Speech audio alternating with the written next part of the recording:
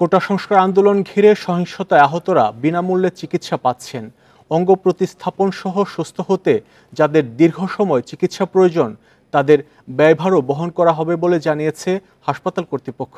ঢাকার সোহরাওয়ার্দী অর্থোপেডিক হাসপাতাল, ঢাকা মেডিকেল সহ কয়েকটি সরকারি হাসপাতালে এ চিত্র দেখা যায়।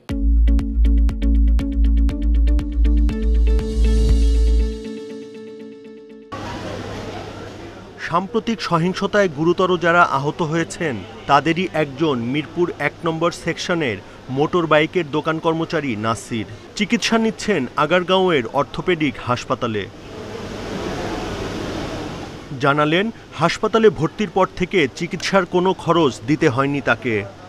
ওষুধ ভালো দিতেছে, খাওয়া দাওয়া ভালো দিতেছে, খারাপ না। ফলমূল খাওয়া লাগে, এইটা খরচ হইতেছে, তাছাড়া কোনো খরচ নাই। পায়ের অপারেশন সহ চিকিৎসার জন্য ৭ দিনেরও বেশি সময় ধরে হাসপাতালে রয়েছেন শনির আখড়া এলাকার সিলিং ফ্যান তৈরির কারখানার কর্মী মুফাইল। জানালেন, ডাক্তাররা বলেছেন পুরোপুরি সুস্থ হতে কমপক্ষে ১ বছর সময় লাগবে।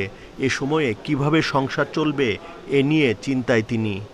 আমার চিকিৎসা, ওষুধ যা কিছু আমার সব কিছু লাগে, সব কিছু এখান থেকে আপনার হসপিটাল থেকে দিচ্ছে। হাসপাতাল কর্তৃপক্ষ জানিয়েছেন, সরকারের নির্দেশনা অনুযায়ী আহত রোগীর সকল চিকিৎসা ব্যয় বহন করছেন তারা। যে কোনো রকমের চিকিৎসা সহায়তা করবার জন্য প্রধানমন্ত্রী সহায়তা প্রয়োজন আমাকে বলতে বলেছেন। নির্দেশনের যাবতীয় চিকিৎসা সেবা একদম বিনামূল্যে দেব, কারোর কোনো খরচ হবে না ইনশাল্লাহ। হাত পায়ে আর্টিফিশিয়াল কোনো লিম্ব লাগানোর জন্য কিছু প্রক্রিয়া আছে, একটা অবস্থায় যেতে হয়, এটা মিনিমাম 3 মাস লাগে। সবগুলোই আমাদের করার নির্দেশনা আছে এবং আমরা যখন যেভাবে যেটা সুইটেবল কন্ডিশন আসবে আমরা করে দেব।